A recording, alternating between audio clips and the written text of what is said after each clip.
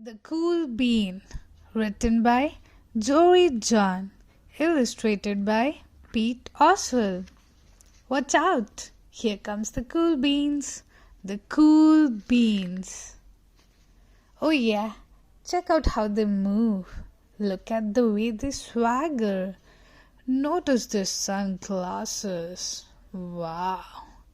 The cool beans are known all over the school, from house to house across town, beyond county lines.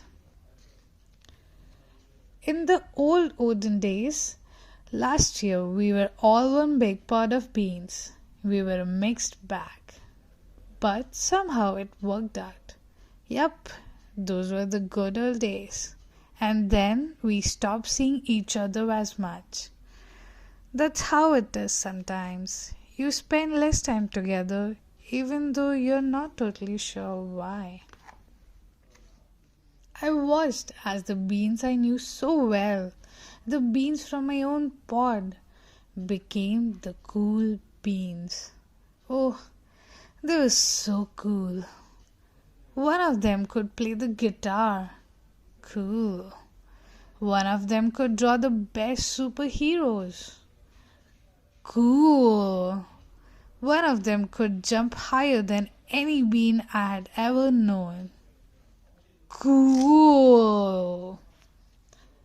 Me? Well, I mostly stayed the same. Sure, I made some small changes. I wore sunglasses that were too big. I slicked my hair back. Too slick. I stuttered around. Ow! I swaggered.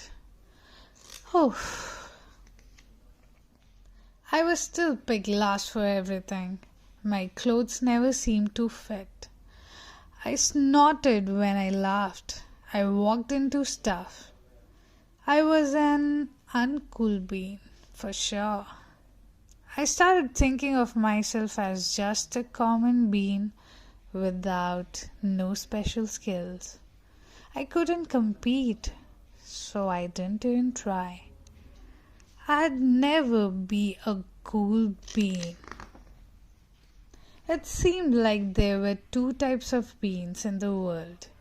There were the cool beans and the beans like me.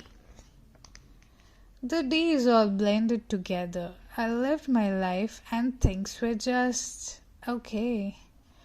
I took tests and ate lunches and mostly kept to myself. The cool beans continued being cool. I mean, sure I miss them a bit, but it's not like I was going to say anything. I felt like all that coolness had gotten in the way of our friendship. And that's how it went. Until one day. I was in the cafeteria. I dropped my lunch on my loafers. Oh no, not again. But then something sort of miraculous happened. Out of nowhere, one of the cool beans helped me, cleaned up. He didn't even say anything. He just gave me a nod. That was it. Later, I was out on the playground. I tripped and scraped my knee and maybe cried a little bit. And everybody saw it. Another one of the cool beans came to my side and, without a word, he dusted me off. That afternoon, I was sitting in class. I wasn't really paying attention. I didn't notice, but our teacher had called on me. Everybody stared. I sat there in silence. Nobody said anything. And then everybody just laughed at me. That was it. After today, I was officially a has-been. But then one of the cool beans stood up and came over to me. Everybody watched. She leaned in close and whispered, "Hey, the teacher asked you to read from page 32. Then she gave me a quick wink and went back to her seat. It was a small gesture, sure, but it was also everything. I walked home with a goofy smile on my face. I smiled all the way through dinner. That day made all the difference. It was a day that could have been really bad, if not for the kindness of a few cool beans. It gave me a shred of confidence. That shred of confidence has continued to grow. Somebody had my back, or a few somebodies.